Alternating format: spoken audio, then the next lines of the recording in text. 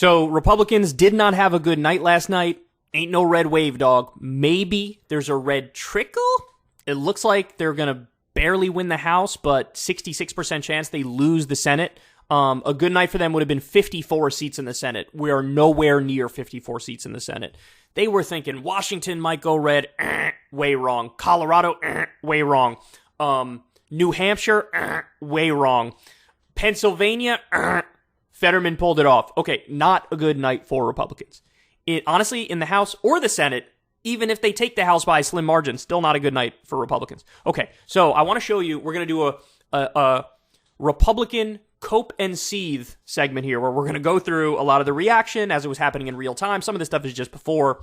So let's start with this one. So this was, I love this. I love this so much, because this is like, are you trying to lose? Is that what you're doing here, Republicans? So Marsha Blackburn was on Fox Business Network. Listen to what she said. I think the first thing that we should do is to freeze federal spending, salaries, and hiring, so that we begin to put a cap on this and say, oh, no more. We have to get this in shape. So being able to freeze that spending and then undo some of these programs, like the student loan forgiveness program that is so grossly unfair, and having people that have worked hard to get through college without debt turn around and have to pay for somebody else's debt. Yeah. It is just so unfair.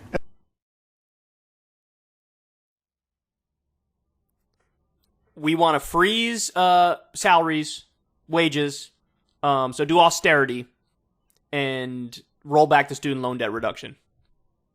Okay, that helps 40 million working class people. 90% of the people helped by that make $75,000 a year or less. This is materially improving the lives of working class people. It's one of the best things Biden did. And by the way, I think we're going to find out that was a big reason for Democrats doing well in this election, because young people probably turned out, and that was one of the main reasons why. And this was just before the election. Oh, I can't wait for us to freeze salaries and roll back student loan debt reduction. Again, are you trying to lose? This is the problem with being in your own bubble. You lose all normie sensibilities. Like how big that is for so many people, how much that helps people. And it's just like, we should get rid of that. Because everybody I talk to in my little bubble thinks it's a bad idea, because we're all fucking mega rich and we've sold out to Wall Street and military industrial complex and corporate America. So anyway, look, that's almost like a harbinger of what's to come, isn't it? Like, this is the stuff that they're saying, and they think like, oh yeah, red wave, bro. Total red wave is on the way. All right. So, first cope. This was during the election when it was clear the Democrats were having a much better night than people thought. I want to bring in Mike Lindell. Mike, you got some interesting results you wanted to share. Go ahead. Yeah, well, first of all, when you guys were talking before I was listening to you, who attacked our country and what is this all about? It's the CCP, the Uniparty, the Deep State, the globalists, and now the Democrat Party. How many fucking fortune cookie buzzwords do you want to fit into the thing here? How many fortune cookie buzzwords? It's like you're playing fucking Mad Libs with the words that, trigger the right. What the fuck? The CCP, the Deep State, the Cabal, the Illuminati, George Soros. Yeah, who attacked our country and what is this all about? It's the CCP, the Uniparty, the Deep State, the globalists, and now the Democrat Party joining with all of them. Here's what we have.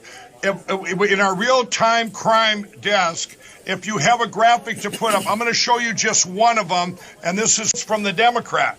So we're watching these races. Vance was one. I believe early on they were taking Vance, and I think they just didn't put any injection because he totally overran the algorithm. Oh, there we go. So in other words, anywhere where a Republican won, they like messed up trying to steal it or something, and he got so many votes he like overran the algorithm or whatever. So in other words, all the things that disprove my case, they don't count. So like DeSantis winning, it's like, they tried to do the thing with the thing, but it didn't even fucking... So, let me get this straight. Democrats stole it, right? But Trump's out there saying, we had a wonderful night, and I did an amazing, and we had all these wins, and it was incredible. So, but I thought Democrats stole it, so what are you talking about? Did you have a great night, or did Democrats steal it? How exactly does this work? And if Democrats stole it, why did they not steal the House, too? Because it looks like right now, as I'm talking to you guys, it is likely that Republicans will win the House, but it'll be like a very slim majority. So if you stole it, why wouldn't you steal it so that you give yourself like a 20 vote pickup? If you stole it, why is it only a 66% chance right now as I talk to you the Democrats are going to win the Senate?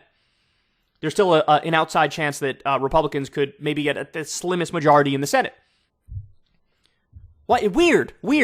And I love how this is on election day. And he's already like, the Communist Chinese Party, the globalists, and Dave from down the street, and Megan, this chick I know, they stole it.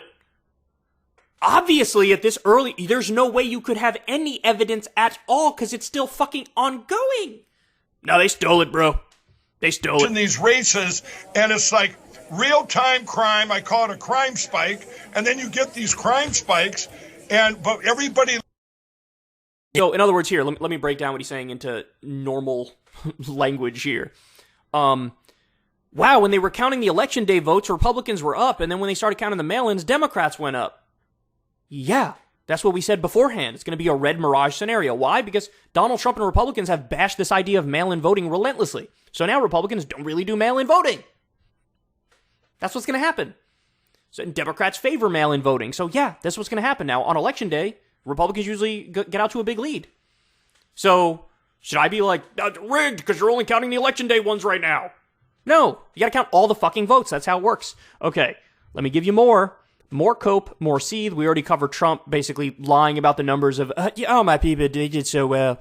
I know they were talking about us picking up 40 seats or 60 seats and we're going to pick up like maybe 3, but our guy, we did so well. I know we were supposed to win 54 Senate seats.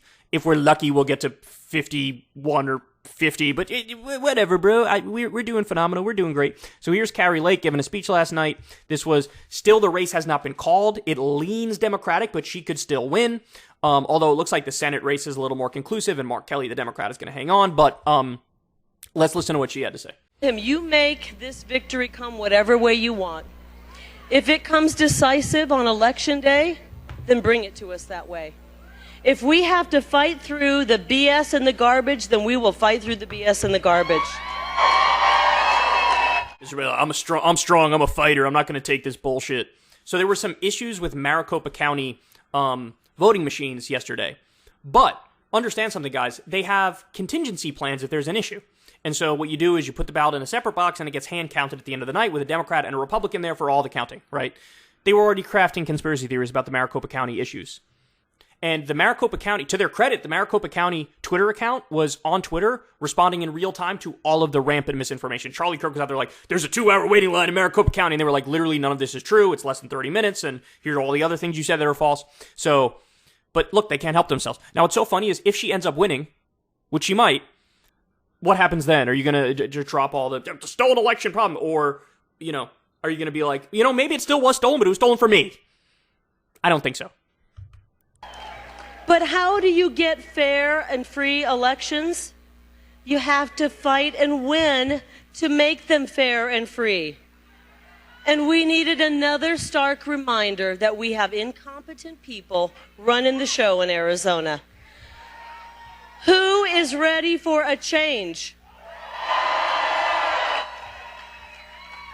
We had great patriots around this state show up today. It was so amazing. They showed up at the polls early this morning, only to be told the election equipment didn't work. Again, I just explained to you, there were issues at some polling places in Maricopa County, but they had the contingency plan ready to go. And by the way, they also managed to fix some of the things on the fly. And so for some districts that didn't even need to go to the contingency plan, they were able to get the machines working again. 2 minutes into voting, we had people being told, well, you're going to have to put your little ballot over here into another box. Guys? To count it later because the machines weren't working at that point in time. Again, everything nefarious, conspiracy, everything. Everything. And she might win and she's still whining like this. The fake media back there tried to tell us we were wrong for asking questions about our elections. You were. Guess what? We are going to win this. We are going to win this. So what if you don't? What are you going to do if you don't? That's my question for you. And Carrie Lake has been probably the most vocal and the most insane of the election deniers who's running for governor. All the other ones lost, by the way, who denied the election. Fantastic sign. All right. Now, here we go. So this was just before the election, and this is fascinating. So Fox News is going to try to dunk on MSNBC here, but now in retrospect, we'll look at what was true and what was false. It's more than half the polls conducted in October have been conducted by Republican firms. And that means that basically we can't trust the data on Real Clear Politics or 538 any longer because it's essentially Republican propaganda.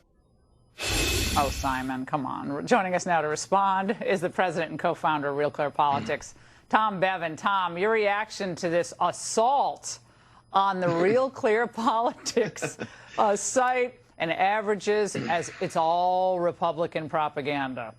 Your reaction tonight? Yeah, a couple of points to make. Number one, it's actually been the Republican firms like Trafalgar and others who've been more accurate over the last 3 cycles than most polling firms, and it's been...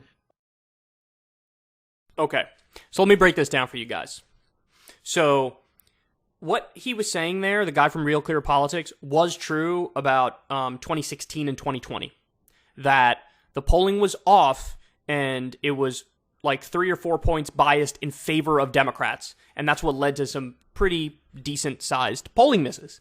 But a lot of these places adjusted, number one. Number two, in the recent special elections that we had, there were 5 special elections. In all of those elections, there was a baked-in advantage for Republicans in the polls. So in other words, Democrats outperformed the polls in the past 5 special elections. So we've had misses in a pro-Republican direction, we've had misses in a pro-Democratic direction. And what the pollsters are trying to do on the fly is adjust and come up with a better formula and get more accurate numbers. So I don't think it was nefarious from Real Clear Politics, because there were election cycles where Trafalgar was better. But Trafalgar in this election was more wrong than I've seen any pollster ever. Way wrong than, like, Nate Silver got a bunch of shit in 2016, because what he had, like 71% chance that Hillary was going to win, or 79% chance, and he was wrong. But Trafalgar missed by like 20 points in a lot of these races. They had certain races as swing states, and then it was a 20-point win for the Democrat. So, look, it turns out that what they were saying on MSNBC is probably true, that you had a lot of these respected polling outlets that started polls that they had previously rejected because the methodology is weak. They accepted it because they were Republican-leading pollsters, and hey, they happened to be right in a couple of elections, so let's add them into the mix here. And so, look, it's true. Democrats outperformed the polls. They did. I wouldn't say Real Clear Politics was more wrong than 538. Real Clear Politics had like 53 or 54 seats in the Senate for Republicans coming. That would have been a best case scenario. That would have been the red wave we were talking about.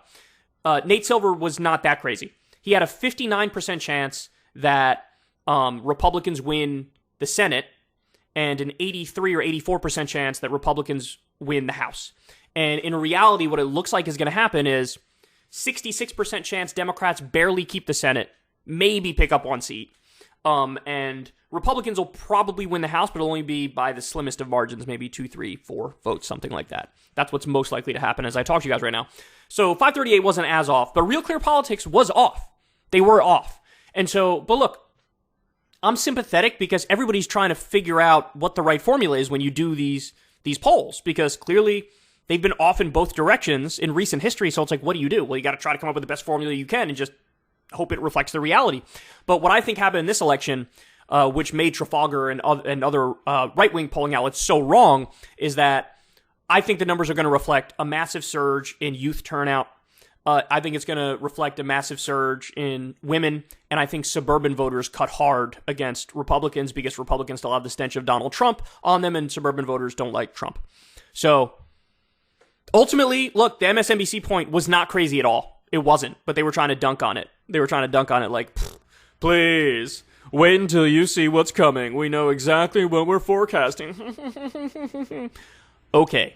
All right, so now I got more for you.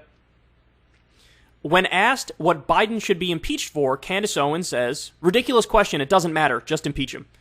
Cope City, baby. While Candace is here, I feel like I can count on you to be with me about impeaching Biden immediately.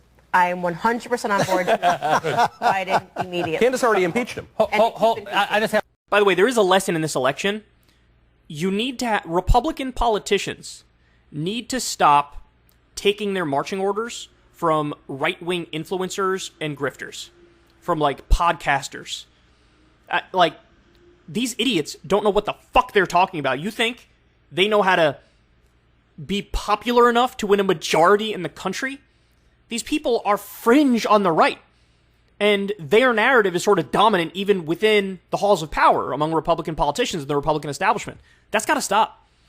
They really do need to get rid of the Trump stench that they have on them and get rid of the influence of these goons. I don't want to get too caught up on technicalities. For what? Don't be ridiculous. It's a ridiculous question. Doesn't matter. Just impeach him. Impeach him and we'll figure it out afterwards. You got to impeach him to find out what you impeach. I love how to them this is like, ha ha ha ha, this is funny. I would be embarrassed to be involved in commentary like this. Like, you make an argument. And by the way, when you do press Republicans on what you should impeach Biden over, they give the worst answers ever. He pulled out of Afghanistan. Based. File that under the based category. Didn't Trump say he wanted to do that? Then he didn't do that? They say, the border. Biden, for most of his time in office, kept in place Trump-era policy. So if you want to impeach him over that, you're saying I should have impeached Trump for that too. Like, come on, man. It's not like you can't come up with some somewhat reasonable-sounding argument to do it, but they can't come up with any because they're freaks, and they're wrong about everything. Exactly how it works. Why do you guys want Kamala Harris so bad? Honestly, I do. I think I do. Like I said before, I didn't realize how stupid she was. Like, I honestly, I was so focused on, like, the Trump versus Biden You're allowed thing to say that she flew under the radar for me. And I am so impressed with her stupidity that I do want her to have a bigger platform. I do. Yeah, Candace Owens talking about anybody else's stupidity is rich. All right, more. Fox News. This is the moment. This is the eye-opening moment for them. The enlightenment moment. Watch this. Shifted, and right now Zeldin's probably within 5 points. It might be out of reach for him. There's no been concession there. You see there's some unhappiness, but I don't know about you guys. I'm shocked there was a no red wave. If you think about inflation, a 40-year high, crime, the worst since the 1980s, the unpopular president with an agenda that's more green-oriented than people-oriented, and shifted. And no red wave. Lindsey Graham said the same thing. I don't see a fucking red wave. Yeah. I wonder why that is. There's a number of reasons. Roe versus Wade, you guys are extremists. You guys are anti-choice. You guys are anti-freedom. You guys floated a national abortion ban. Americans don't want that. Americans don't like that. The Dobbs decision definitely hurt Republicans. The Republican Supreme Court helped screw the Republican Party for this election. That was a big, big part of it. Also, you're all election deniers, and you're authoritarian. And you're, the politicians are now embracing conspiracy theories that are fringe, that normies don't like, independents don't like, moderates don't like. Also, Biden has done some based things. Student loan debt reduction, pardoning nonviolent weed offenders, the CHIPS Act, onshoring 350,000 jobs. Yes, inflation is bad. There has been a slight uptick in crime. I think that's overstated, but there has been a slight uptick in crime. Was this enough? No, because the main argument from the GOP was, those guys are extremist, as they appear way more extreme, and Americans were able to figure that out.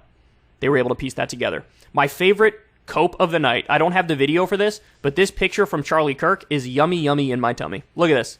Look at, my boys got draxed, bro. My boys got draxed. So let's see, will there be any introspection? Honestly, I think the only thing that you are going to see a genuine shift is you're going to see more and more want to move towards DeSantis and away from Trump. DeSantis won big. He was one of the only Republicans to win big. All the Trump-endorsed candidates got draxed. That's the only kind of introspection. In terms of, policy direction of the GOP or the messaging direction of the GOP, maybe the only other thing they do is drop the outright election denial stuff. But Honestly, just dropping the outright election denial stuff and just dropping Trump will help them. If they just ran boring-ass Glenn Youngkin types, they would have done a lot better in this race.